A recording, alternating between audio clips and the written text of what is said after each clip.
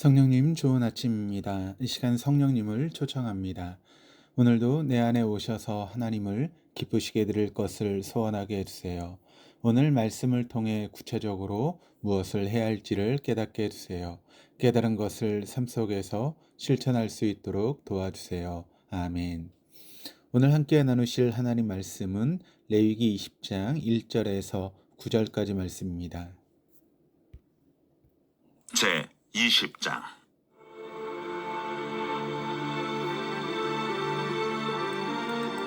여호와께서 모세에게 말씀하여 이르시되, 너는 이스라엘 자손에게 또 이르라. 그가 이스라엘 자손이든지 이스라엘에 거류하는 거류민이든지 그의 자식을 몰렉에게 주면 반드시 죽이되 그 지방 사람이 돌로 칠 것이요 나도 그 사람에게 진노하여 그를 그의 백성 중에서 끊으리니 이는 그가 그의 자식을 몰렉에게 주어서 내 성소를 더럽히고 내 성호를 욕되게 하였습니다. 그가 그의 자식을 몰렉에게 주는 것을 그 지방 사람이 못 본 채하고 그를 죽이지 아니하면 내가 그 사람과 그의 권속에게 진노하여 그와 그를 본받아 몰렉을 음란하게 섬기는 모든 사람을 그들의 백성 중에서 끊으리라. 접신한 자와 박수무당을 음란하게 따르는 자에게는 내가 진노하여 그를 그의 백성 중에서 끊으리니 너희는 스스로 깨끗하게 하여 거룩할지어다. 나는 너희 하나님 여호와이니라. 너희는 내 규례를 지켜 행하라. 나는 너희를 거룩하게 하는 여호와이니라. 만일 누구든지 자기의 아버지나 어머니를 저주하는 자는 반드시 죽일지니 그가 자기의 아버지나 어머니를 저주하였은즉 그의 피가 자기에게로 돌아가리라. 레위기 20장은 사형에 해당되는 죄에 대한 율법이 기록되어 있습니다. 하나님께서 어떠한 죄를 지었을 때에는 반드시 죽일 것을 명하시는데 죽이라고 하는 명령만 27구절 가운데 10번이 기록되어 있습니다. 이런 말씀을 읽다 보면 아무리 그래도 그렇지 어떻게 사랑의 하나님이 사람의 죄를 좀 지었다고 죽이라고 하는 말을 이렇게 쉽게 할 수 있는가라고 하는 생각이 들 수 있습니다. 마치 하나님께서 사람을 곤욕스럽게 하시고 공포스러운 분위기를 조성하시고자 이런 규칙을 마련하신 것처럼 보이기도 합니다. 그러나 법과 규칙은 누군가를 곤욕스럽게 하기 위한 목적이 아니라 공동체를 잘 유지하고 보호하기 위함입니다. 마찬가지로 하나님께서 이스라엘에게 율법을 주심도 그들을 해하시기 위함이 아닌 그들을 하나님의 거룩한 백성답게 살게 하시고 우상에 젖어든 세속으로부터 보호하시기 위함입니다. 하나님께서 어떠한 범죄에 대해 사형을 명하셨다면 우리가 주목해야 될 것은 사형 자체가 아닌 그 범죄가 사형이 집행될 만큼 개인과 공동체를 파괴시킬 수 있다라고 하는 것입니다.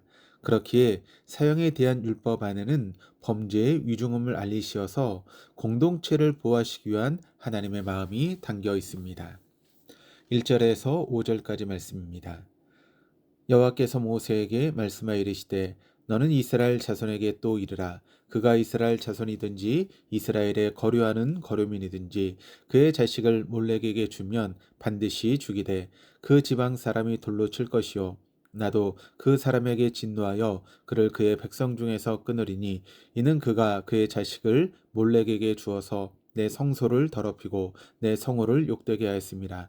그가 그의 자식을 몰렉에게 주는 것을 그 지방 사람이 못 본 채하고 그를 죽이지 아니하면 내가 그 사람과 그의 권속에게 진노하여 그와 그를 본받아 몰렉을 음란하게 섬기는 모든 사람을 그들의 백성 중에서 끊으리라. 몰렉에 대한 말씀은 이미 18장에서 살펴본 바와 있습니다. 20장 말씀에서는 추가적으로 몰렉에게 자식을 주는 자와 이를 방관하는 자를 죽일 것을 명하고 있습니다.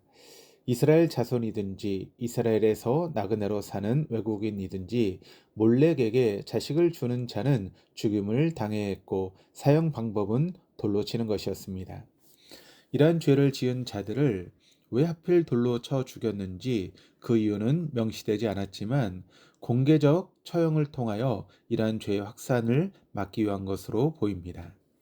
3절을 보면 하나님께서도 몰렉에게 자식을 주는 자에게 진노하시어 이스라엘 백성 중에서 그들을 끊으실 것이다 라고 말씀하십니다. 근데 여기서 우리가 주목해야 할 것은 범죄한 자는 죽음으로 끝나는 것이 아닌 하나님의 백성 중에서 끊어지기까지 했다라고 하는 것입니다. 이 육신의 호흡이 끊어지는 것보다 더 두려운 말씀입니다.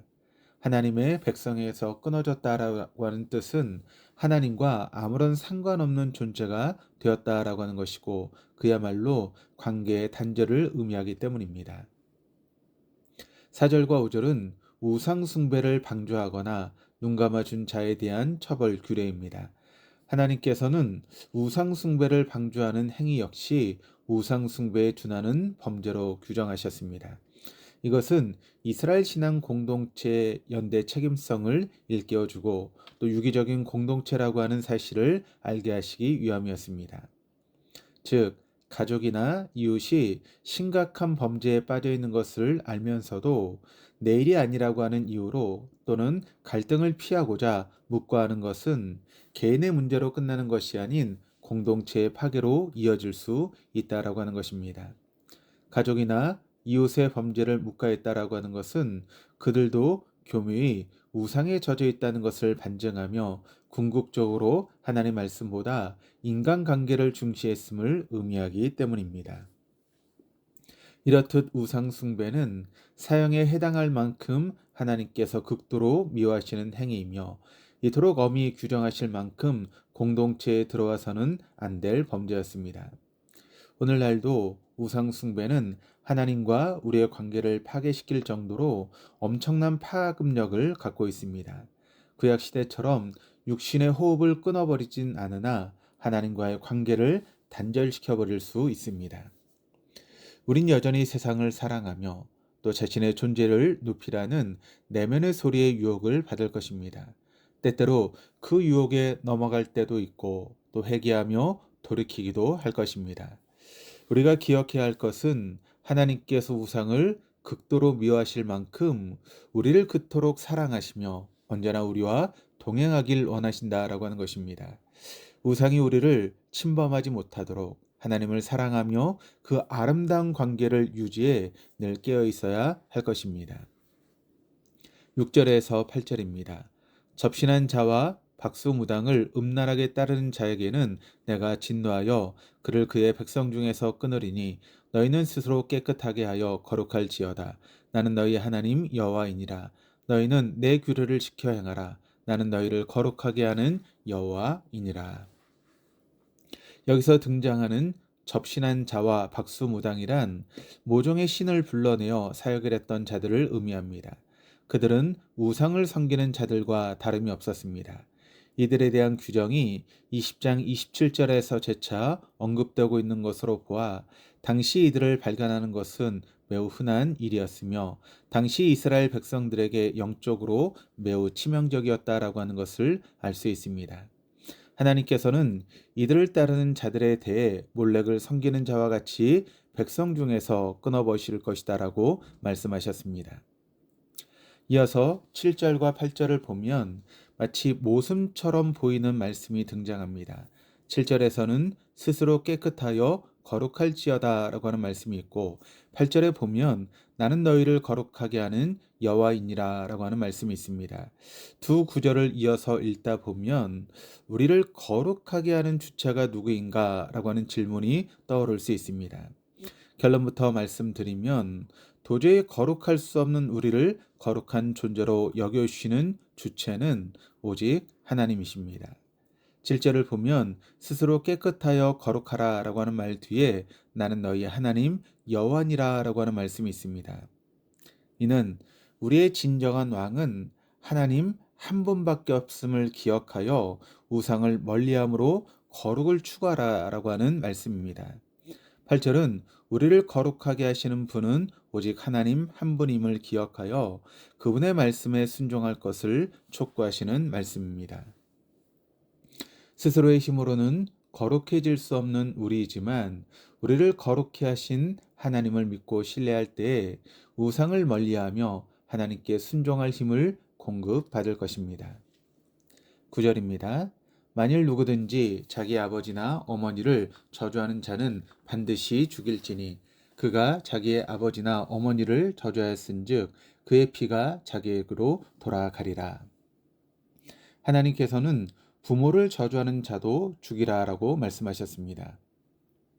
여기서 부모를 저주한다라고 하는 뜻은 일상적으로 부모를 향해 화를 내는 것 이상의 의미를 갖습니다. 여기에 쓰인 저주는 부모를 공경하라고 하는 하나님의 말씀과 정반대의 개념입니다. 공경하다라고 하는 말에 담긴 의미는 무겁게 하다 또는 영광스럽게 하다라고 하는 의미를 지니고 있는 반면 저주하다라고 하는 것은 문자적으로 가볍게 하다 또는 경멸하다라고 하는 의미를 지니고 있습니다. 이렇듯 부모를 가볍게 여기고 경멸하여 그 권위를 업신여기는 것은 하나님께 세우신 창조의 위계 질서를 파괴하는 것이며 폐륜 행위이기에 이러한 자는 이스라엘 공동체로부터 단절되어 돌로 쳐 죽임을 당해야만 했습니다. 9절 말미에 나오는 그의 피가 자기에게로 돌아가리라 라고 하는 것을 원어로 직역하면 그의 피가 그의 안에 있다 라고 하는 것입니다. 즉 이 표현은 그가 그 자신의 죽음에 모든 책임이 있다라고 하는 것을 의미합니다. 이는 공동체가 그를 죽였지만 그것이 결코 살인이 아니라 그가 자기의 행위로 인해 반드시 받아야 될 형벌을 받았음을 의미하는 것입니다. 오늘은 이렇게 세 가지 범죄에 대한 처벌 규례를 살펴보았습니다. 하나님께서는 이스라엘 백성을 보호하시고자 치명적인 범죄에 빠지지 않도록 확실한 선을 그으셨습니다. 그런데 생각해 보면 그 선을 넘지 않는 것은 그다지 어려워 보이지 않습니다. 비상식적인 몰렉을 섬기지 않는 것, 또 하나님을 믿는 자가 접신한 자를 따르지 않는 것, 또 부모를 저주하지 않는 것, 모두 굳이 선을 그어 놓지 않더라도 결코 하고 싶지 않은 일들입니다. 그러나 이스라엘은 그러한 범죄가 사형에 해당한다라고 하는 것을 상식선에서 어긋난다는 것을 알면서도 우상 숭배에 빠졌고 또 부모를 거역하였습니다.